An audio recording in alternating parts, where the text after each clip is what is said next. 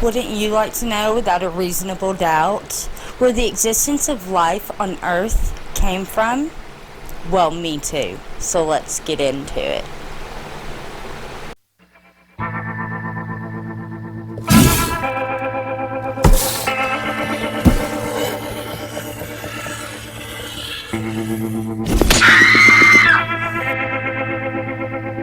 Hey guys, welcome to Peculiar Occurrences. Today I want to talk about how life may or may not be distributed across our galaxy.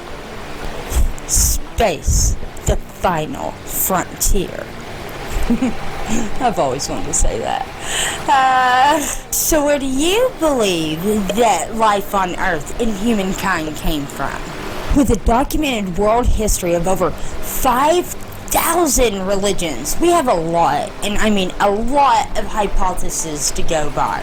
No matter what religion you may be, there's more than likely some sort of creation story associated with it, as well as known scientific theories such as Darwin's theory of evolution or the Big Bang theory. I myself have thought about this question numerous times, more times than I can count, and my personal belief is that, I don't know, maybe an asteroid may have hit Earth that came from someplace else. Who knows where? Maybe Mars. Or maybe the asteroid belt itself may at one time have been a planet and it was somehow destroyed and we were hit with asteroids from there with living organisms on them. Now, here's the exciting part. This is literally a theory that I've thought since I was younger. You may or may not know about this, but turns out this is an actual scientific theory called Panspermia. Oh my gosh, I was actually really excited to find out that this is an actual theory that a lot of people believe, including Stephen Hawking himself.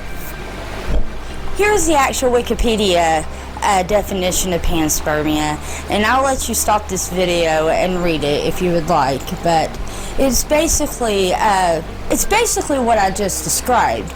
It's when an asteroid hits a planet and it has some sort of living organism on it that was strong enough to survive the harshness of space, and when it hits this planet it sparks some sort of life. There is a good chance that we're getting closer to answering these questions. How does life get distributed throughout the universe? Or, if you're religious, then how is it that your God, your deity, distributes life throughout the universe? This could be the answer. Maybe it's not quite how we think. Maybe our minds are just not capable of understanding such things like how life is distributed throughout the universe quite yet. But we are sure as heck on our way to getting there. You may or may not have seen the open letter that Bill Nye made to Donald Trump. It was a video. And in this letter, he was asking for funding for NASA. And he laid out exactly what he would do with this funding that had a lot to do with the Mars space exploration program. And in return, the Trump administration answered his call.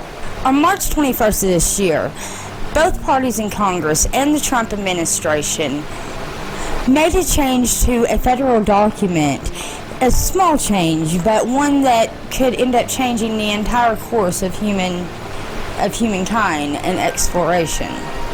The objective has always been to study planets, but did you know that NASA's objective has never really been to focus on finding other life in the universe? Every few years, Congress passes a NASA Authorization Act, and this NASA Authorization Act gives them their marching orders for the next few years. Now, under Obama, NASA was mostly concentrated on environmental issues with global warming and such.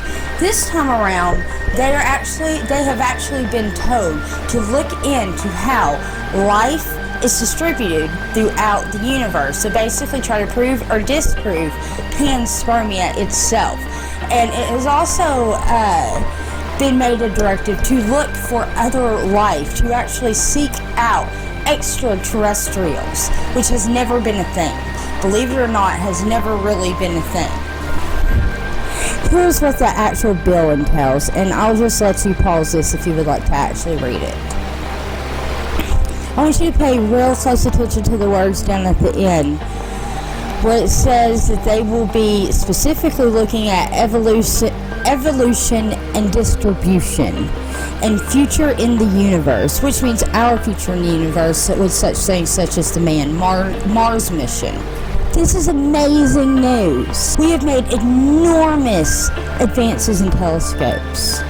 We have peered into interstellar clouds where new planets are forming, and we see all the elements that are available for life. And there has been multiple planets found that has all the elements that you need to sustain life, such as energy, water, etc.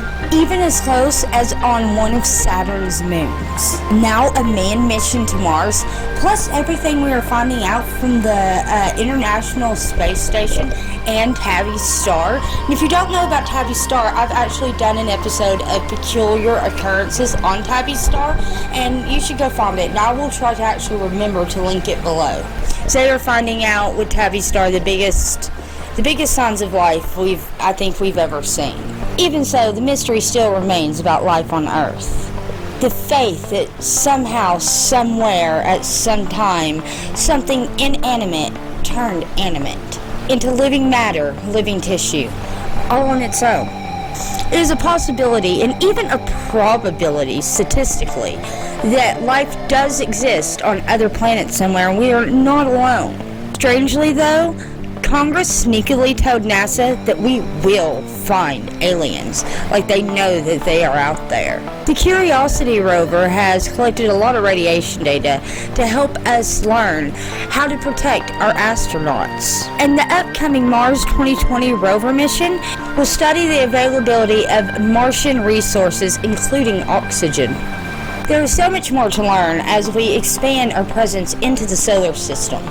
Was Mars once home to some sort of life, any kind of life, even micro life? Is it still home to little micro life? Can it be a safe home for humans? What can the red planet teach us about our own planets, past, present, and future? NASA has even already started testing DNA sequences in space. Kate Rubin, aboard the International Space Station, became the first woman to perform this procedure in space. This procedure has the ability to help us reconstruct any DNA that might be found on the surface of the red planet, helping us to finally answer the question, is there or has there ever been life on Mars? This really may help us figure out if a theory like Panspermia could be and is possible. Well, kids, it looks like you really might want to be studying math and science, because it looks like the space program's going to be the place to be in the future. It's really going to be where the money's at and where the excitement's at. Or at the very least, it'll help you make one hell of a video game. In the digital age, it's very hard for people to believe that all the alien bodies that scientists have been studying at places such as Stanford University. When I say alien bodies, I mean bodies that they've actually been given that look very different from us and have DNA that is not found on our planet. And these people are using some of the best equipment that this planet has to offer, like DNA sequencing. In some of these bodies, they actually found a 9% difference between us and them, and that 9% really can't be found anywhere else on Earth. That is a huge deal when you think about the fact that there is only a 2% difference between us and monkeys, and their DNA can be found other places on Earth. So what do you think? Do we come from elsewhere in the universe? Are you excited about a manned Mars mission? Do you know about Tabby's Star? And if not, like I said, I'll try to link it below. Let me know down below. And if you like this kind of content, please give me a thumbs up. And if this is your first time here, I would absolutely love it and love you if you wanted to be one of my supernovas and subscribe to my channel. And I will see you next video. Peace. Have you ever felt? Are you listening? Damn.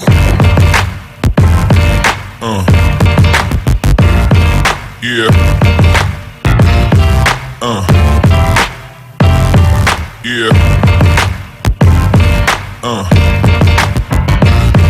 Yeah.